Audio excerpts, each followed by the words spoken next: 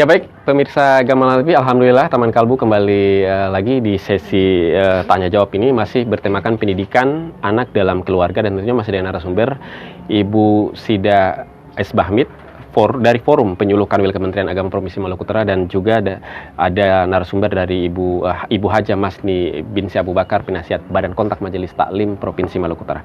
Baik, seperti janji saya di segmen sebelumnya, di segmen ini kita akan tanya jawab. Adakah para jamaah yang bertanya?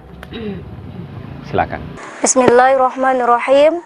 Assalamualaikum warahmatullahi wabarakatuh. Waalaikumsalam warahmatullahi wabarakatuh. Terkait dengan materi yang telah disampaikan tadi, saya ingin bertanya. Namun sebelumnya, nama saya Nurfahni Abdullah. Saya penyuluh non-PNS Kota Ternate Tengah. Sebenarnya apa sih yang salah dalam pendidikan kita terhadap anak? Karena kalau hanya mengajar itu adalah hal yang mudah, tetapi yang sulit adalah mendidik.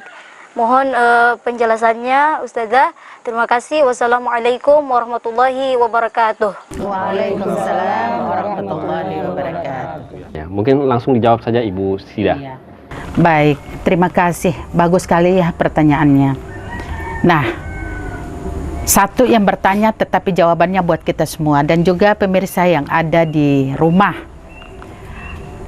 Pertama tadi saya sudah sampaikan bahwa anak itu adalah amanah. Saya bawa ceritanya begini, coba. Saya mau ke Surabaya. Atau sudah jangan Surabaya, di Tidore. Saya titip motor di Ibu Marwiyah. Saya titip ya motornya. Saya sebentar saja mau ke Tidore. Ternyata sampai ke Tidore saya berhalangan, bukan cuma sebentar. Akhirnya sampai 2-3 hari.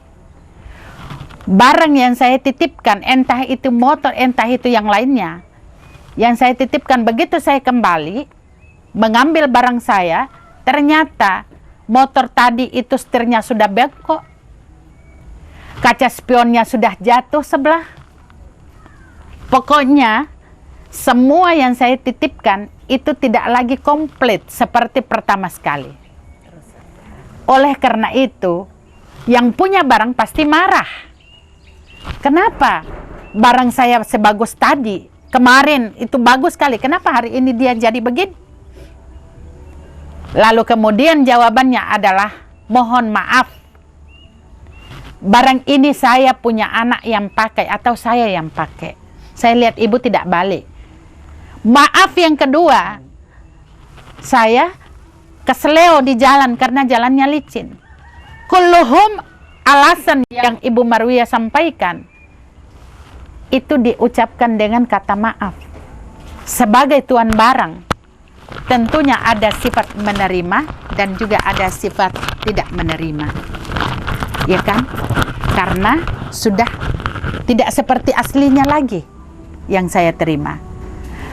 Ini kita bawa kepada kita sebagai hamba Allah yang menitipkan amanat itu adalah Allah.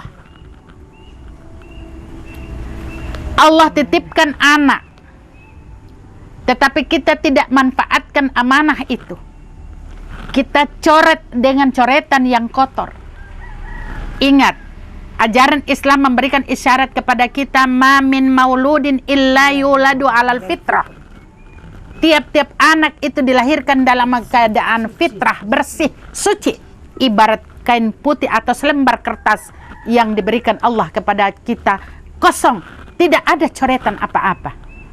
Tergantung orang tuanya yang memberikan warna, apakah mau kasih warna hijau, hitam, putih, ataukah dia mempertahankan kefitrahan daripada lembaran yang kosong itu, putih bersih, lalu kemudian dia mulai mencoret-coret dengan amanah Allah yang afdal.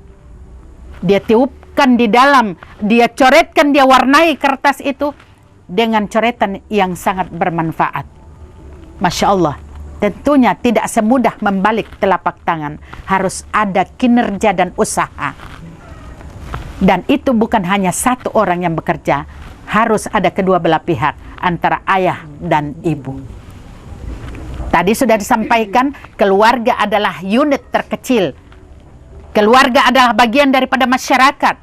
Dan dari keluarga itu kita bisa mengandalkan untuk membuat masyarakat menjadi nyaman. Dan dari keluarga itu kita bisa menjadikan sebuah teladan agar supaya masyarakat yang lainnya bisa menjadi contoh. Masya Allah.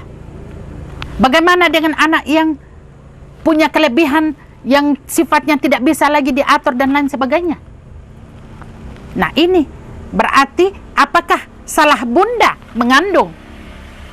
Apakah salah orang tua si ayah yang tidak memberikan manfaat? Kategori dia sebagai seorang penanggung jawab dalam keluarga, sehingga orang tua perempuan atau istrinya salah memanfaatkan amanah ini. Karena Masya Allah, tidak boleh kita tidak menerimanya. Ada orang tua yang tega menjual anaknya. Kepada siapa? Para laki-laki yang berhidung belang. Ada orang tua yang tega menjual anaknya hanya karena apa? Memenuhi kebutuhan keluarganya. Ada orang tua yang membunuh anaknya karena apa? Takut miskin. Ada orang tua yang masih mau membunuh anaknya hanya karena apa? Hanya karena memenuhi kebutuhan keluarganya. Tetapi tidak asing buat kita juga ada anak yang tega menjual orang tuanya. Bukan hal sesuatu yang baru buat kita. Kita lihat beberapa bulan yang lalu, beberapa minggu yang lalu, viral seorang anak laki-laki menjual ibunya yang dalam keadaan sakit dengan nilai 100.000 rupiah. Karena tidak ada yang membeli, dia turunkan harga ibunya sampai menjadi 10.000 rupiah.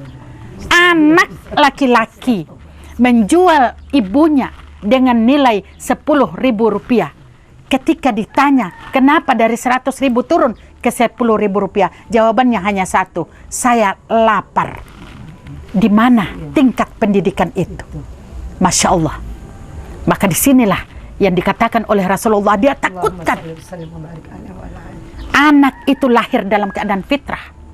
Coba ibu-ibu bayangkan, jamaah sekalian coba bayangkan, pada saat kita mengandung, pada saat kita melahirkan, bulan pertama, bulan kedua lemah, bertambah lemah. Bulan ketiga, bulan keempat, sampai pada titik bulan yang terakhir di saat-saat melahirkan. Viral di mana-mana, kita tahu 9 bulan 10 hari, bahkan dilebihkan dengan kuasa Allah. Bahkan ada yang hamil sampai pada akhirnya mencapai 1 tahun, bahkan ada yang lebih. Masya Allah. Lalu kemudian dalam kandungan seorang perempuan bukan hanya 1 anak, ada yang kembar sampai lebih dari 10 anak. Betapa mulianya keagungan Allah Subhanahu wa ta'ala, diberikan kemuliaan itu kepada seorang perempuan. Masya Allah. Jemaah sekalian yang dirahmati Allah Subhanahu wa ta'ala, pemirsa yang berbahagia. Oleh karena itu, menghadapi yang seperti ini, kembali kepada bagaimana kita mencari ridha Allah dan juga ridha orang tua, ridha ibu terutama. Karena ridha Allahi wa ridha walidai, ridha Allah itu adalah ridhanya orang tua.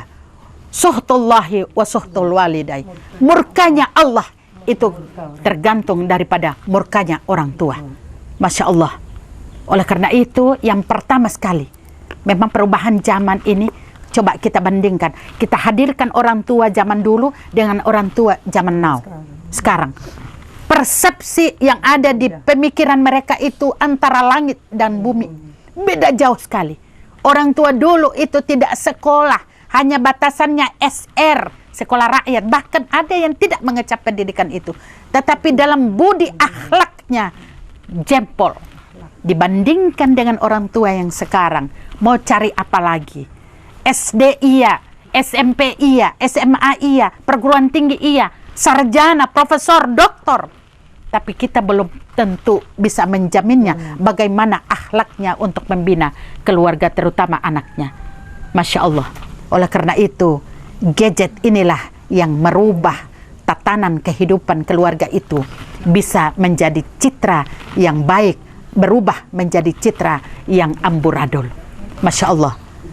Jemaah sekalian yang dirahmati Allah Subhanahu wa ta'ala, kembali kepada keluarga.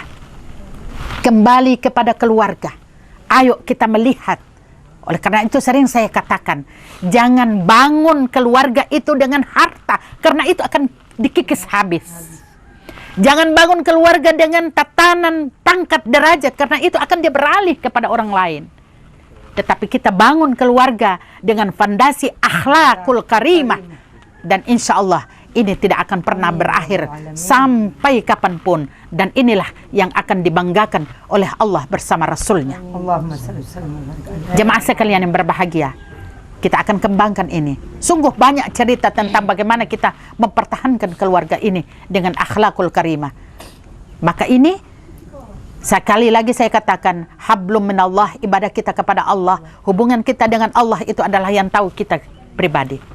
Tetapi hablum minan nas inilah yang harus kita wujud nyatakan, karena ini yang dilihat dengan kasat mata kita sendiri.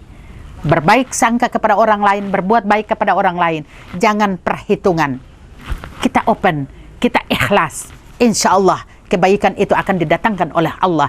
Maka sangat fatal sekali dan perlu penyesalan kalau orang tua menghitung-hitung berapa banyak pengeluaran yang dia keluarkan hanya untuk mendidik seorang anak. Berarti bukanlah orang tua yang amanah.